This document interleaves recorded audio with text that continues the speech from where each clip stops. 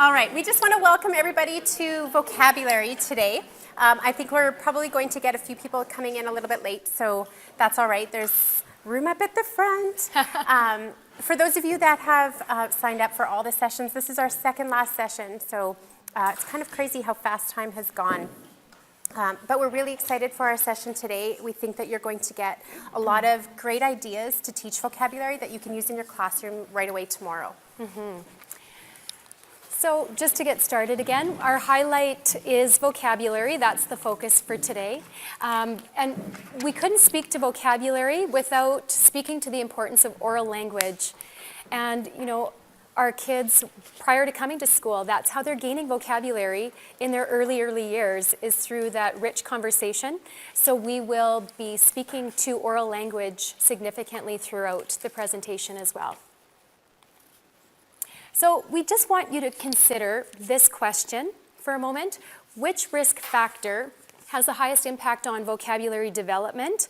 While they all play a role and they are all risk factors, we want you to take about 30 seconds to just determine which you think has the highest impact on vocabulary instruction. So research actually has shown that a child's vocabulary knowledge is tied significantly to their socioeconomic background.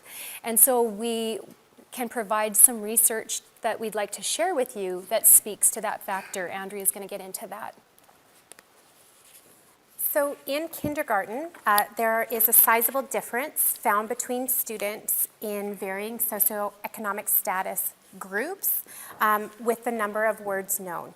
And we hear this actually from kindergarten teachers a lot.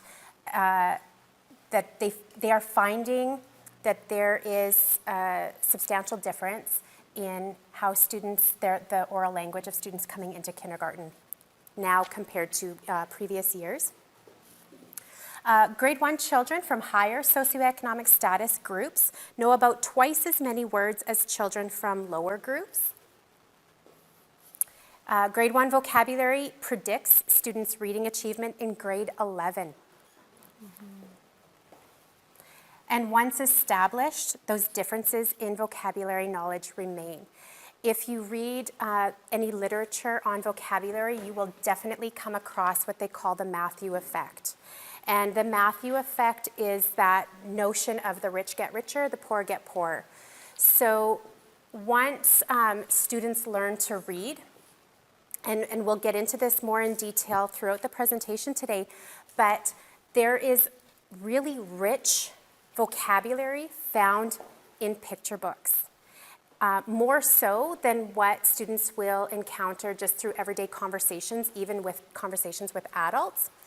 And so once children begin to read and love reading and access all of that rich vocabulary on their own through those picture books, their vocabulary knowledge increases. Those students who are having difficulties learning to read, they aren't engaging in those books, they aren't engaging with that vocabulary, and so their vocabulary growth is stunted. And I just read, actually yesterday, I was reading some research around, it was called Double Jeopardy, and it talked about graduation rates and students' reading proficiency by the end of grade 3. And it talked about that children who live in poverty at least 1 year from birth to grade 3 and are not reading proficiently by grade 3 are 6 times more likely not to graduate from high school. It's something like 1,200%. So, you know, when we talk about how important that reading proficiency is by the end of grade 3, it has significant impacts on, I've read work on mental health and graduation rates and incarceration rates. All of that is linked to that reading proficiency by the end of grade 3.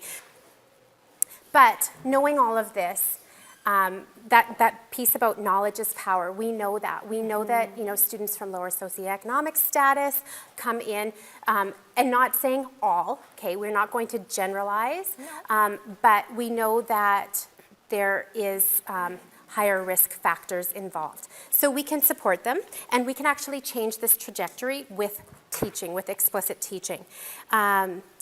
So that vocabulary instruction needs to be robust, it needs to explain meanings of words, it needs to connect and support building meaning networks for children. And there's research around that this work does support vocabulary acquisition and it supports comprehension. So with great teaching, we can really support these children.